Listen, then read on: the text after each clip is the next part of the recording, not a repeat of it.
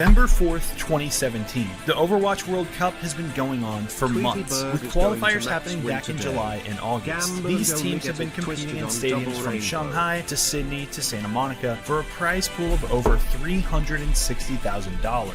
Teams representing 32 nations have battled it out, and one team in particular has a special level of talent that's gotten them all the way to the finals. Team Canada. Team Canada's roster is bolstered by an up-and-coming esports star from Quebec, whose larger-than-life personality and skill set have set him apart. Unsuccessful, it's going to be ATAR getting knocked out of the way, and xQc might just get this done himself. There's nothing ATAR can do. He can't get to the payload. He's being pushed away, and that is going to be the second checkpoint. I don't know, but but there's one thing that always scared me in tournaments. Okay, I know it sounds really small, and it's a fucking soldier with a Zen orb on him, man. That I always fucking hated that as a Winston player, man, because if he puts the fucking zone down of healing and he spins around it, right?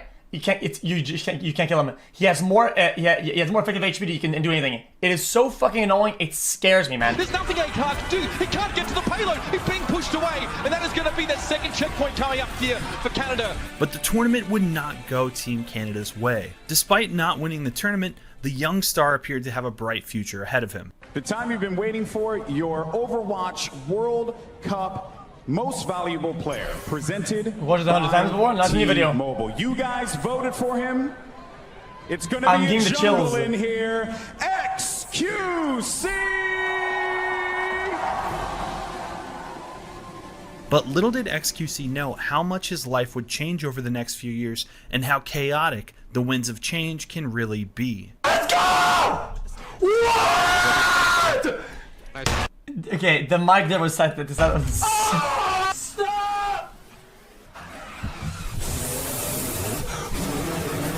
xQc, man? Yep. I know. Good. Hope it's permanent. What I always can say to that loser.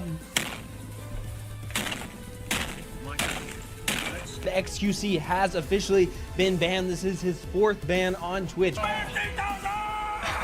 As far as the xQc ban goes, 100% deserved. It should have been 5 to 7 years.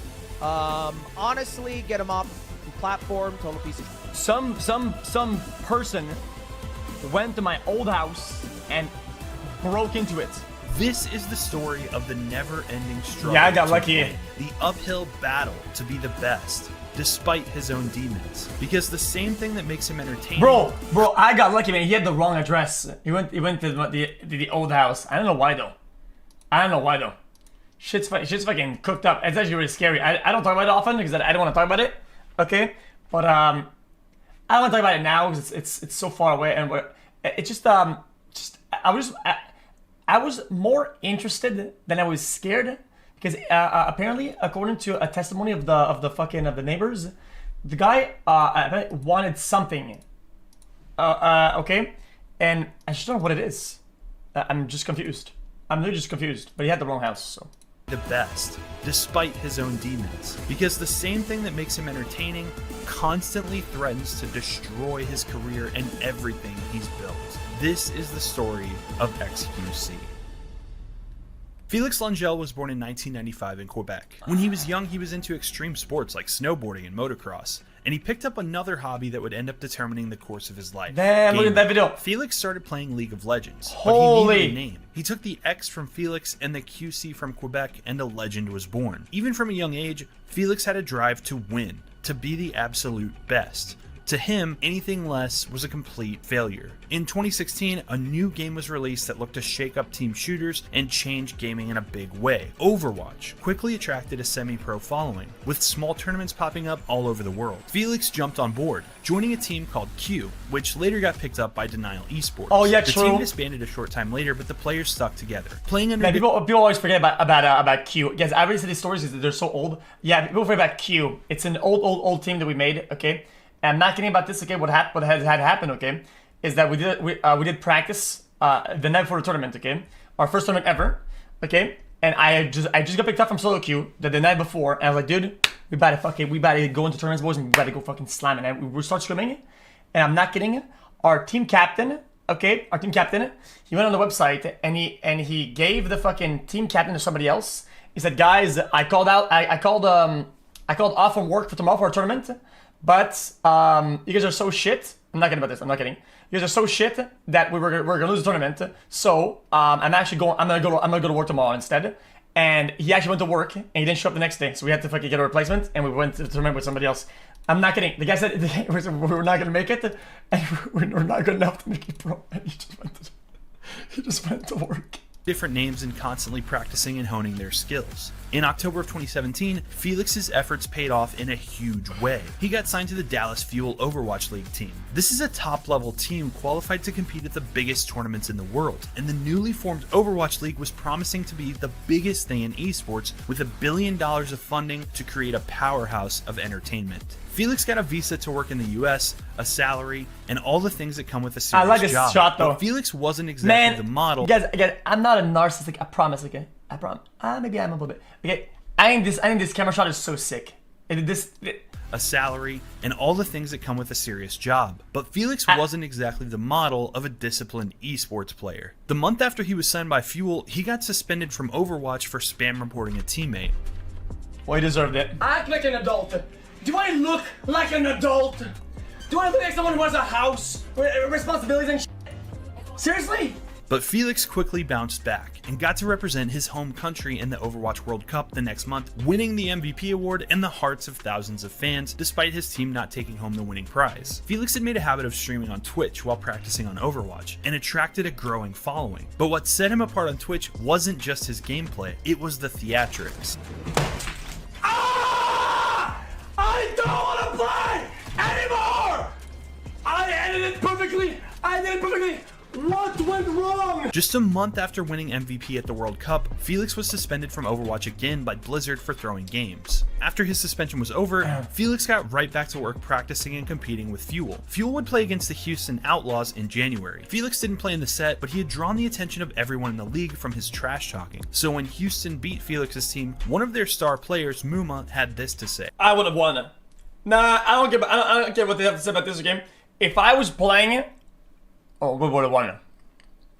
Also, it wasn't this game. OG was not on our team yet. OG didn't play for the Fuel at the time. We had fucking trash talking. So when Houston beat Felix's team, one of their star players, Muma, had this to say. Anything else? Any last words from you?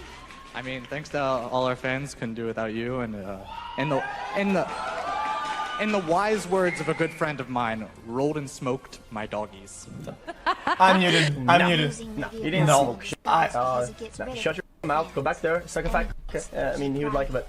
So many games ahead. This immediately turned into a huge problem for Fuel and Felix, with Muma being an openly gay player, and Felix's remarks were construed as being homophobic. Both of the players apologized and moved past it, but the Overwatch League fined Felix $2,000 and suspended him for 4 games. After a month at home streaming, Felix returned to competitive play, but in March, almost as soon as he had come back, Felix got into another controversy. While this commentator was on stream, Felix typed tryhard7 into the chat. The league was not pleased, saying that he had used it in a racially disparaging way. Wait, let me see. Hold up.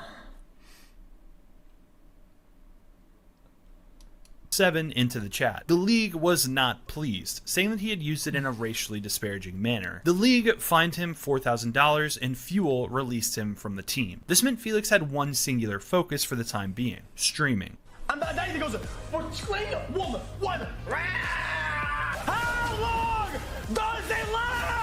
He turned his antics up to a fever pitch, and his viewership continued to grow. Felix's raging got so intense during this time that he became one of the 0.006% of all League of Legends players to have their account permanently banned. Regardless of the bans and controversy, he started to network with big-name streamers, playing games with them on stream and making a name for himself on Twitch. But he wasn't totally done with esports. In February of 2019, he moved to Los Angeles and signed with the LA Gladiators Legion Contenders team after being a full-time streamer for several months. But this didn't last long. The Gladiators announced that they wouldn't be competing in the Contenders League anymore, and Felix moved to Austin, Texas. At the end of the year, Felix played for Team Canada one last time in the World Cup, but the team went 0-4 in the group stage. What happened to the Sentinels though is that I'm pretty sure they had they were tight on budget or whatever, and Sinatra was expensive of a player, and they literally just instead of paying me, they just paid Sinatra instead. Were eliminated. That day, an esports athlete hung up his jersey, and a streaming legend clicked go live. Let's go, baby!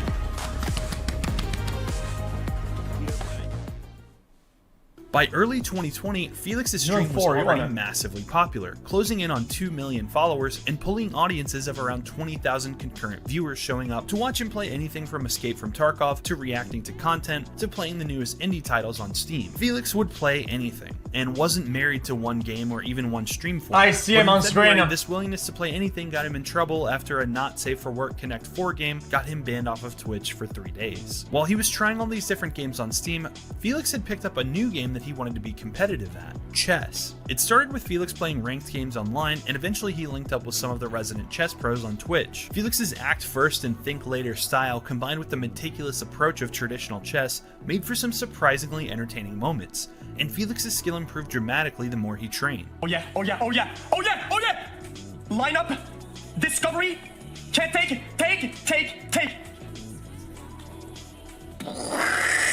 Other big streamers took notice, along with chess.com, and in late May they organized the first PogChamps chess tournament. Coaching and commentary for the event was provided by expert chess players Hikaru and Alexander Botes, and xQc had been practicing constantly for the event. Finally, the big day came, and xQc got a chance to show off his new skills in the tournament. Alright, and the game just got started, so we're expecting to see a scotch from xQc. Do you have any insights on how you think Moist Critical will reply? I don't actually know. I think Charlie has been maybe looking at the Sicilian defense is my guess, but I don't actually. Okay, plays the E5. Okay, I'm not sure that I like the variational approach here. No, please don't. And it's too soon. It's too soon, Hikaru. We didn't even reach a climax.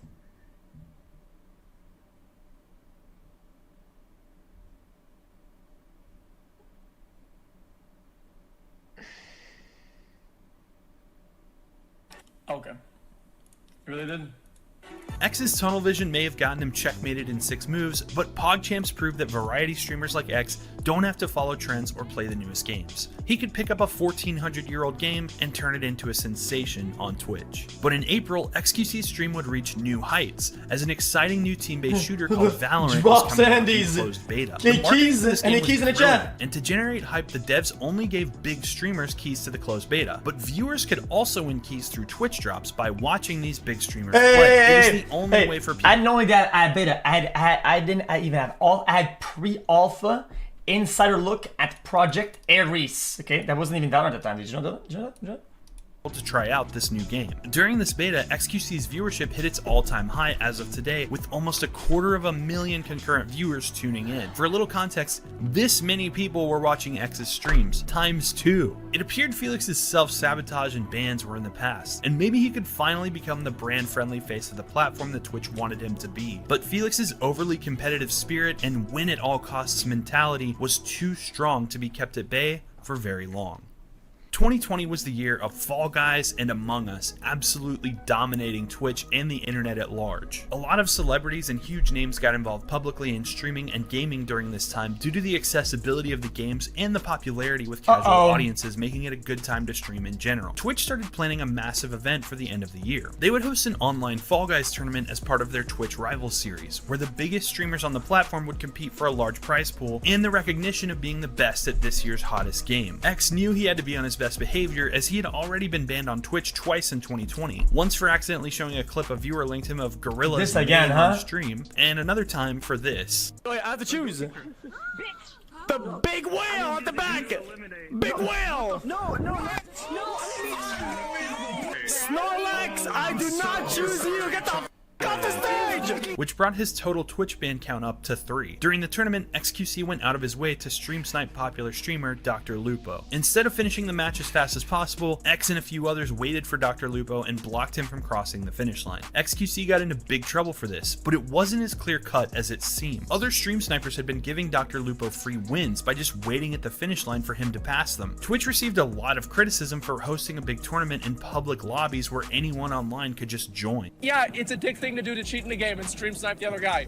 But the other guy was getting free wins. Like, they were giving him free wins. And so this guy's getting free wins, and then xQc stream snipes the other guy, the guy that's getting free wins, and like stream sniping's dumb, like getting the free wins is dumb. But you know what's really even dumber than all of it? is sitting there trying to do a competitive game, putting money on the line for Fall Guys whenever everybody's queuing into a public lobby. Felix would end up getting handed a 1-week ban from Twitch. His personality and entertaining antics were continuing to grow his following, and by the end of 2020, it wasn't uncommon for him to have over 100,000 concurrent viewers while playing Rust or competing with Forzen for the Minecraft speedrun record. But Felix's taste in games to stream would soon take a dark turn that would put his reputation and millions of dollars on the line. In spring of 2021, a new craze took over Twitch in the form of... guys, today's intro was pretty good, guys. Guys, I really enjoyed the intro. What games we're playing today, boys? I'm thinking we're playing online gambling. Streamers would put up their own money and win or lose tens of thousands of dollars while chat egged them on. Large casinos began to reach out to streamers and cut sponsored deals with them to play on their sites in order to drive viewers there, and some of these deals were very special. There were some streamers who signed deals who didn't have to use any of their own money, but they wouldn't get winnings from their stream if they won. These accounts allegedly were boosted to get better luck than an average player and trick viewers into thinking they could win that much money too. Seeing an opportunity for content, xQc did his own gambling stream, which was not sponsored. People were fine, and it was fun. It was a lot of good content. It was fun. And whenever we swapped games, it was insane hatred. Even though everybody in Texas that around me all did hashtag ad streams, that they took the shameless deals or whatever, right? I did none of that. I got more hate than any of them combined. After Felix got this pushback from his community, he decided to dive in completely and took a sponsored deal from one of the big overseas casinos. This all came to a head in July of 2021 when YouTuber H3H3 and streamers Hassan and Trainwrecks, along with xQc, got together to debate the ethics of streamers gambling on Twitch. Today's my first ever debate. Stop sucking chicken! Everything I said about you fucking idiot! The debate went about as well as you could expect for millionaire What the fuck? over the ethics of entertaining people with gambling. Hassan and Ethan questioned whether it's ethically okay to be doing gambling streams. xQc and Tyler agreed with them that gambling addiction is bad, and they basically argued in circles and got nowhere. X essentially said that he did it for content, and Train said he did it because he was addicted. The group also debated the ethics of the specific company that had given xQc his sponsored deal. Stake. Ethan made a big point to pull up their supposed headquarters on Google Maps just to find out that it was some shack in the middle of nowhere. The rundown place added to Ethan's theory that the company was some kind of scam and not a legitimate casino, but the truth about Stake was much darker than some shed. Users on Reddit began reading the terms of service for the gambling website and had noticed some very strange things. Stake was based in Curacao, and gambling laws there are very different from gambling laws in the West. Casinos licensed under this type of permit. Yeah, guys, I'm not gonna click off. I don't give a fuck. I guess I don't. What the fuck, dude? If I wasn't comfortable with this, I don't give a fuck. Are not considered legitimate by Western financial institutions, as they don't have the proper procedures in place to prevent money laundering and other illicit activities. Additionally, any viewers who used a VPN to play on the site could have their accounts frozen and all their money taken away at any time. Well, don't use VPNs. Without any legal recourse to get it back. Once all of this came to light, it was a very bad look for xQc. I think we can never to quit. There's not anything to do. Imagine being addicted. Yeah, like I said, I don't mind saying it. Everything that I got out of it, I lost it. I literally got lucky at the end, and it's why I'm quitting. Like I generally feel like I'm. I mean, crazy enough though. I lost every single penny that I gotten, and then Train gave me a loan of like 20k off stream, and ended up being like up like 1.8 mils like that. I'm not even kidding you. And it's really bad, and I hope that anybody who started Gamba is gonna quit. I'm sorry for for hardcore exposing it to people, even though I give the some warnings. It's still not enough. I know it's an addicting thing, and people should. The timeline. Felix lost 2.4 million followers during this month, but his average viewership was climbing higher than ever. In August, Twitch. Okay. That was a butt shed, guys. That was a butt shedding. Followers during this month, but his average viewership was climbing higher than ever. In August, Twitch banned all gambling-related links and referral codes, but by then, guys, Felix it was had bot already shedding from Gamba and was going through an even more dramatic set of circumstances that would threaten his very life. The main reason why I wanted to move back to Canada in the first place a month ago, before any of this even happened, okay? We were getting raided music in the back, by the police station at rates that made absolutely no sense. Almost every day, the police came to our house with a full squad. Wait, where am I in this clip? I'm at Soda's place, right? Wait, where am I here? No, I'm just Soda's place. Because of, you know, upstairs. Idiots, okay? And I was generally scared that I was going to die. Felix's address in Austin had been leaked, and people were calling the police and tricking them into sending a SWAT team there almost every day. The police here is very professional, and they're very smart, and they after the first big ass raid, they would give us like heads up, whatever, and they would like clear the house, whatever. And I found a way to remain on stream and not say anything at all, and nobody ever noticed anything different, and the stream always kept going. Nah, we got real lucky because I can't feel bad saying this, but it's just sort of really fucking hot. They really tanked the first one. The first one was really bad, and Soda's house tanked it. So it was a little bit softer on us afterwards. Every time it happened, they opened the doors. I gave a visual signal, and they cleared the rooms, and they cleared all the angles in the room, because nobody was hidden or nobody was hurt or harmed, so they could finish the house or whatever. And nobody even noticed. It happened a crazy amount of times. It's I don't even know how many times it happened. In pure xQc fashion, he didn't even stop streaming when he got swatted, keeping the content flowing and not giving the people calling the satisfaction of yeah, they would open the door and look inside the room. Eventually, the raids got so bad and so frequent that xQc and his longtime roommate Adept moved out of their house in Austin and went to stay with fellow streamer Chance Morris, aka Soda Poppin'. Some person went to my old house and broke into it with like a crowbar, and apparently he was like looking for me. So like at that point it was kind of like holy that's pretty crazy, right? And then with all things happening, whatever, then I went to Soda's house, and then we were having at Soda's house too. And now I felt like I just felt like it was really like unfair for like everybody around me, that I'm like putting them in danger or whatever.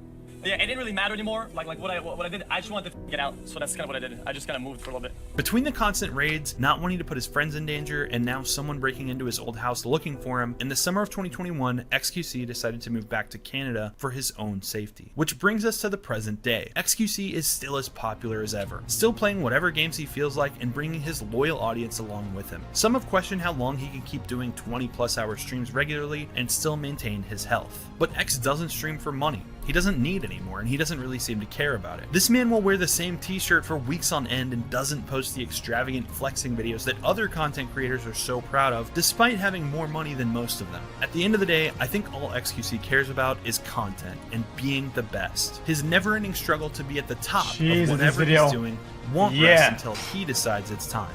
And it seems like the juicer has a lot more juice left in the tank. If you enjoyed this video, you'll probably also like the video I made on JSchlatt, which you can watch here, or my video I made on 2Mad, which you can watch here. And as always, thanks for watching. Stay weird, internet, and xQc. Oh, that was sweet. Thanks, man. That was I enjoyed the video. It's pretty good.